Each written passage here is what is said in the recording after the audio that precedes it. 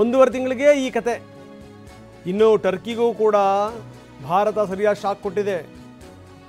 ಈ ರೀತಿ ಬೆಂಬಲ ಅದನ್ನೆಲ್ಲವನ್ನೂ ಕೂಡ ಟರ್ಕಿ ನಿಲ್ಲಿಸಬೇಕು.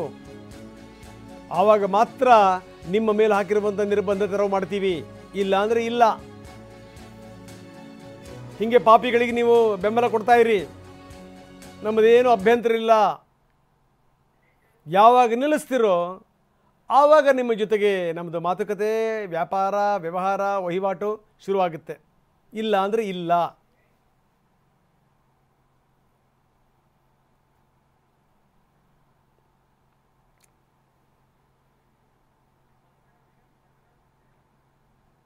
ಇನ್ನು ಜಮ್ಮು ಕಾಶ್ಮೀರದಲ್ಲಿ ಉಗ್ರರನ್ನ ಹುಡುಕಿ ಕೊಲ್ಲಲಾಗ್ತಾ ಇದೆ. ಎಲ್ಲೆಲ್ಲಿ ಹೊಕ್ಕೊಂಡಿದ್ದಾರೆ ಏನೋ, ಸೇನೆ ಸುತ್ತುವರಿಯುತ್ತೆ, ಬಡ್ದು ಬಿಸಾಕ ತನಕ ಬಿಡಲ್ಲ. ಈ ರೀತಿ ಒಂದರ್ಥದಲ್ಲಿ ಕೋಂಬಿಂಗ್ ಕಾರ್ಯಾಚರಣೆ ನಿರಂತರವಾಗಿ ಸಾಗ್ತಾ ಇದೆ.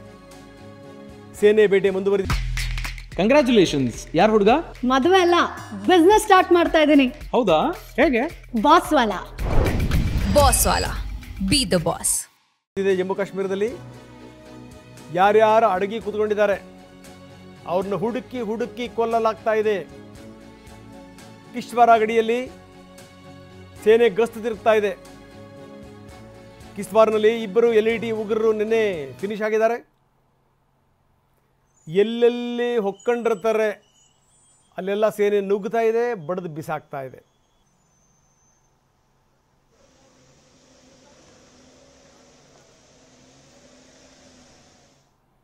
ಇನ್ನು ಪಹಲ್ಗಾಮ್ ನೊಣ ಹೊಡಿತಾ ಇದೆ. ನಾನು ಹೇಳ್ತಾ ಇರ್ತೀನಿ ಯಾವಾಗಲೂ, ಬಾಯಿಗೆ ಮಣ್ಣು ಹಾಕಬೇಕು ನೀವು ಅಂತ, ಇನ್ನೇನಿಲ್ಲ. ಇನ್ನು ಬರೀ ಪಹಲ್ಗಾಮ್ ಅಲ್ಲ, ಯಾವುದೋ ಅಲ್ಲಿ ಇಲ್ಲಿ ಯಾರೋ ಒಬ್ಬರು ನಮಗೇನು ತೊಂದರೆ ಇಲ್ಲ ಅಂತ ಹೇಳೋವಂಥವ್ರು ತೋರಿಸ್ತೀವಿ ನಾವು ಅವಾಗವಾಗ. ಆದರೆ ಯಾವನೂ ಹೋಗ್ತಿಲ್ಲ ಕಾಶ್ಮೀರಕ್ಕೆ. ಯಾರು ಹೋಗ್ತಾರೆ? ಈಗ ನಮಗೆ ಯಾರಾದರೂ ಟಿಕೆಟ್ ಬುಕ್ ಮಾಡಿಕೊಡ್ತೀವಿ, ಬನ್ನಿ ಹೋಗಿ ಅಂದರೆ ಹೋಗ್ತೀವ ನಾವು? ಹೋಗಲ್ಲ. ಅಷ್ಟನ್ನೇ ನೊಣ ಹೊಡಿತಾ ಇದೆ ಪಹಲ್ಗಾಮ್. ಬಾಯಿಗೆ ಮಣ್ಣಕ್ಕಬೇಕು. ಈ ಕತ್ತೆಗಳು, ಕುದುರೆಗಳು ಏನು ಏರ್ಕೊಂಡು ಹೋಗ್ತಾ ಇದ್ರಲ್ಲ, ಇನ್ನೇನು ಅವನ್ನೇ ಹೊಡ್ಕೊಂಡು ತಿನ್ನಬೇಕು ಇವರು, ಬೇರೆ ಮಾರ್ಗ ಇಲ್ಲ.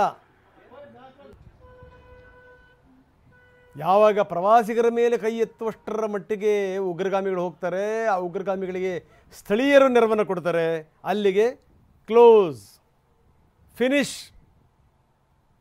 ನೋಡಿ ಎಲ್ಲ ಹಾಗೆ ನಿಂತಿವೆ ವೆಹಿಕಲ್ಗಳು. ಇನ್ಯಾವನೂ ಕೂಡ ಅಪ್ಪಿ ತಪ್ಪಿ ಇನ್ನು ಕೆಲ ವರ್ಷಗಳ ತನಕ ಅಪ್ಪಿ ತಪ್ಪಿ ಆ ಕಡೆಗೆ ತಲೆ ಹಾಕಿ ಮಲ್ಕೊಳ್ಳಲ್ಲ. ಗತಿ ಏನು? ಪ್ರವಾಸೋದ್ಯಮವನ್ನೇ ನಂಬಿರುವಂಥವರು ಬಾಯಿಗೆ ಮಣ್ಣು ಹಾಕಬೇಕು ಅಷ್ಟನ್ನೇ, ಇನ್ನೇನೂ ಇಲ್ಲ. ಬೇಕಿತ್ತು ನೋಡಿ, ಇದು ಬೇಕಿತ್ತು ಈ ರೀತಿ ಆಗುವಂಥದ್ದು. ಅವ ಮಾತ್ರ ಇವರಿಗೆ ಬುದ್ಧಿ ಬರಲಿಕ್ಕೆ ಸಾಧ್ಯ.